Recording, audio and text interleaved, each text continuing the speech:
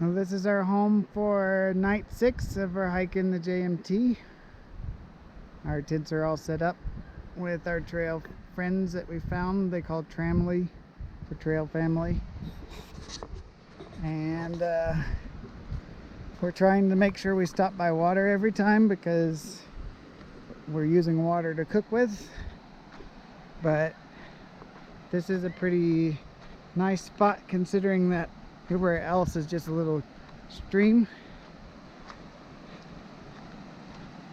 So pretty excited because it's hot here.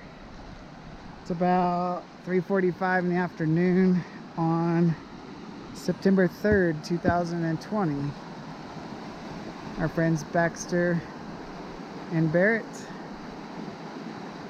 that we've kind of linked up with since we met them at day 3, Red Meadows, and trying to figure out how they got down there. Probably over here.